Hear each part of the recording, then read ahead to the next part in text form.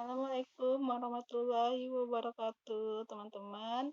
Ketemu lagi sama aku. Kali ini aku akan membahas mengenai yayasan dalam bentuk rumah tahfiz. Kali ini sebelum kita membahas tentang yayasannya, kita bahas dulu tentang rumah tahfiznya. Rum- Karena di sini bidang yang diinginkannya ada yang bertanya, ya pernah ada yang bertanya, yang diinginkannya bidangnya pendidikan. Ya tahu sendiri yayasan itu hanya dalam bentuk tiga bidang: pendidikan, kemanusiaan, kesosialan, kemanusiaan atau sosial, keagamaan. Dan di sini mereka ingin mendirikan rumah tahfiz, penghafal Al-Quran. Nah, di sini kalau kita harus tahu dulu gimana itu rumah tahfiz. Rumah tahfiz itu kalau diartikan secara harafiahnya kan rumah itu adalah tempat, tahfiz itu memelihara, jadi tempat pemeliharaan. Rumah tahfiz Quran ini adalah tempat pemeliharaan Al-Quran. Dia ada dengan dua cara, secara teknis dan secara non teknis. Maksudnya itu gimana? Kalau secara non teknisnya itu yang pertama itu adalah niat. Gimana niat kita? Niat kita itu untuk mendirikan rumah tahfiz itu bukan untuk kesombongan atau memamerkannya kepada orang lain. Yang kedua itu tujuan kita. Tujuan kita adalah untuk apa? Mendirikan rumah tahfiz itu. Rumah tahfiz itu kita bertujuan untuk pembelajaran Al-Quran terhadap anak-anak atau di orang dewasa atau remaja atau siapa saja yang belajar di sana. Terus untuk mencapai keberhasilan visi dan misinya kita untuk mendirikan rumah tahfiz tersebut. Karena untuk mendirikan rumah tahfiz tersebut kita harus mempunyai visi dan misi tujuannya yang harus diungkap, yang harus kita miliki. Dan rumah secara harus istiqomah.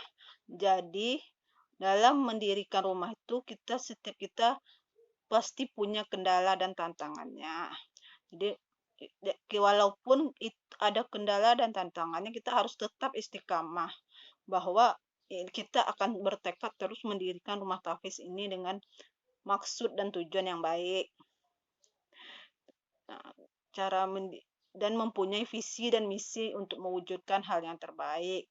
Misalnya ingin menjadikan anak-anak yang belajar di sana menjadi penghafal Al-Quran yang baik.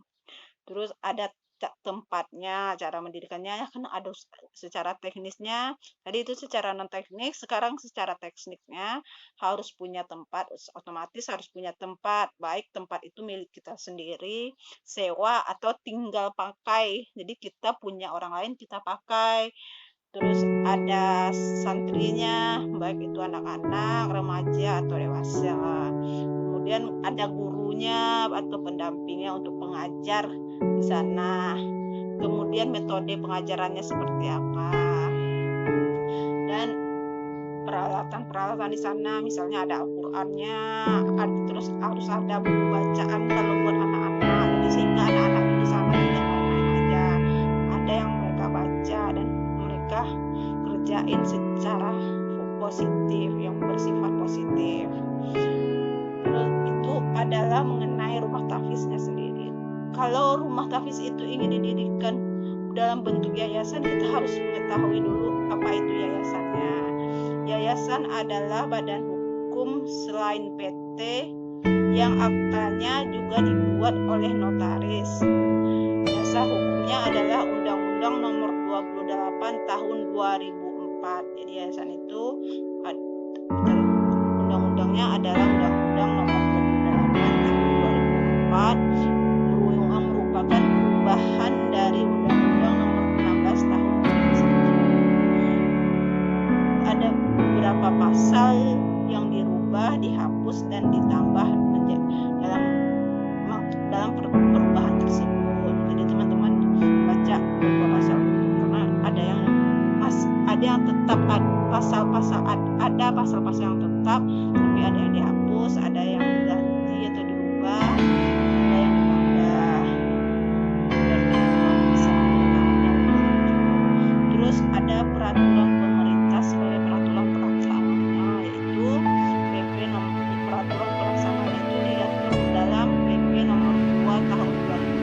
atau sekarang berdasarkan PP nomor 2 tahun 2013 yang merupakan perubahan dari PP nomor 63 tahun 2008 mengenai peraturan pelaksanaan dari yayasan.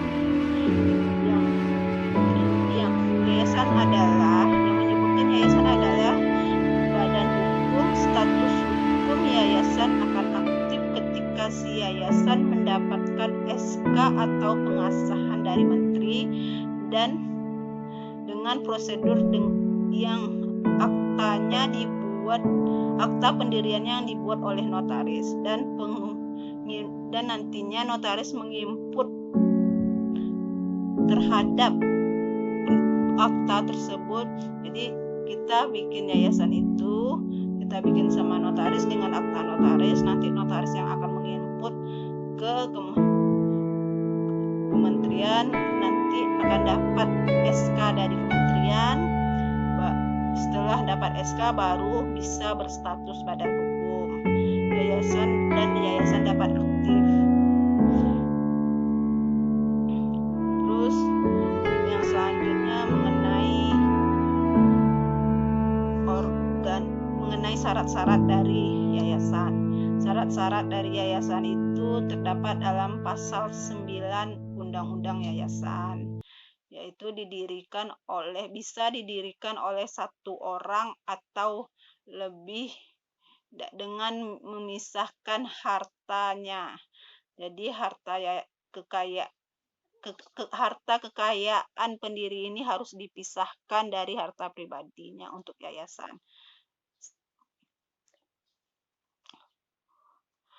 Dalam kata lain, subjek dari yayasan itu adalah orang perorangan dan badan hukum. Bisa juga badan hukum yang menjadi pendiri dari yayasan tersebut atau orang asing.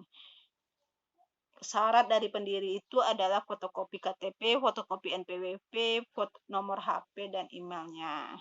Untuk badan hukum, syaratnya adalah fotokopi anggaran dasar badan hukum, fotokopi anggaran dasar badan hukum, fotokopi NPWP dari badan hukum tersebut, fotokopi keterangan domisili dari kelurahan atau kecamatan tempat domisili badan hukum tersebut, fotokopi SK pendirian badan hukum tersebut. Dan kalau badan hukum itu telah pernah mengadakan perubahan-perubahan anggaran dasar, maka akta dari perubahan anggaran dasarnya beserta SK-nya kalau sudah pernah melakukan perubahan anggaran dasar. Terus fotokopi perizinan dari badan hukum yang mau mendirikan badan hukum, fotokopi dari perizinan badan hukum yang menjadi pendiri, yang mau jadi pendiri. Jika pendiri tidak hadir pada saat penandatanganan akta pendirian yayasan, maka boleh dikuasakan dengan surat kuasa pada orang lain yang menjadi kuasanya. Harus menyiapkan 3 nama untuk yayasan tersebut. Jadi kalau mau mendiriin yayasan harus menyiapkan 3 nama, karena 1 nama utama dan 2 nama alternatifnya. Karena itu nanti karena akan ada pengecekan dan tidak boleh memakai nama yayasan yang sama dengan yayasan yang telah ada. Terus kedudukan yayasan. Kedudukan yayasan itu yang membuatnya kedudukan yayasan di mana yayasan tersebut berada itu dengan surat domisili dan atau membuat surat keterangan yang dibikin oleh pendiri di bawah materai aja. Jadi nanti para pendiri menyebutkan jalan RT RW-nya, pokoknya alamat lengkap dari kedudukan yayasan tersebut. Terus jangka waktu berdirinya yayasan tersebut, apakah yayasan ini mempunyai jangka waktu tertentu atau tidak. Kalau jangka waktunya ditentukan untuk berapa lama. Kalau nanti setelah masa waktu itu berakhir, yayasan itu sudah tidak boleh aktif lagi. Kemudian maksud dan tujuannya. Maksud dan tujuan dari misalnya untuk hafiz, untuk penghafal Al-Quran. Terus kekayaan awalnya berapa, itu terdapat dalam pasal 6-nya Undang-Undang Yayasan. Kekayaan awalnya berapa, antara itu didapat dari pemisahan harta para pendiri tadi. Karena harta kekayaan yayasan itu adalah milik yayasan itu sendiri, nggak boleh digabung dengan harta kekayaan pribadi, dan tidak boleh pula menjadi harta, jadi warisan nanti. Jadi yayasan ini nggak boleh diwariskan nantinya. Makanya harta yang telah dikeluarkan itu adalah harta bersama nantinya, harta para pendiri-pendiri, dan menjadi hak miliknya yayasan, bukan milik pribadinya para pendiri. Untuk organ yayasan itu ada pembina, ada pengawas, ada pengurus. Dan Pak, ketiga-tiganya itu pengurus, ada dalam pengurusan ada ketua, minimal ada satu ketua, ada satu sekretaris, ada satu bendahara. Semuanya itu harus mempunyai syarat yang sesuai tadi dengan yang para pendiri. Jadi misalnya fotokopi KTP-nya harus ada, fotokopi NPWP-nya ada, nomor teleponnya ada, HP-nya ada ya, terus emailnya harus, itu harus lengkap semuanya.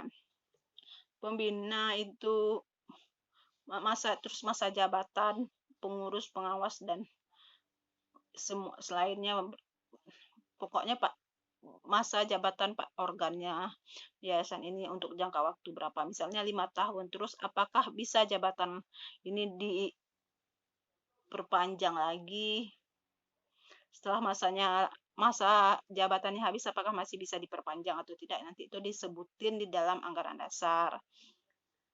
Terus mengenai tadi kan mengenai organnya itu, pembina ini mempunyai kewenangan yang tidak bisa diserahkan kepada pengurus atau pengawas, karena pembina ini adalah organ tertinggi di dalam suatu yayasan. Kalau pengurus itu untuk mengurusi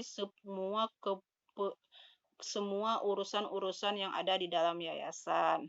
Kalau pengawas adalah organ yang mengawasi serta memberi saran-saran, nasihat-nasihat kepada pengurus untuk melakukan suatu hal demi kebaikan dan kelangsungan yayasannya. Selanjutnya yang harus disesuaikan di dalam anggaran dasar pendirian klausul-klausul yang harus ada di dalam akta pendirian yayasan atau dalam anggaran dasarnya yayasan tersebut, itu adalah sistematika dan tata cara rapat pembina, rapat pengurus, rapat pengawas, terus rapat gabungan, nanti juga ada rapat gabungannya, terus laporan tahunannya, terus tutup bukunya kayak gimana, semuanya tuh nanti harus dirapatkan dan dirundingkan dalam, nanti juga akan dikeluarkan dalam anggaran dasar, terus forum dan putusan rapat gabungan dan sebagainya lainnya. Itulah sedikit penjelasan mengenai yayasan dalam bentuk rumah tahfiz. Jadi rumah tahfiz ini yang penting niatnya dulu ada, terus tujuannya, visi misinya, ada gurunya, ada santrinya, ada metode pengajarannya, semuanya itu disebutin nanti juga di dalam anggaran dasarnya. Sekian, terima kasih.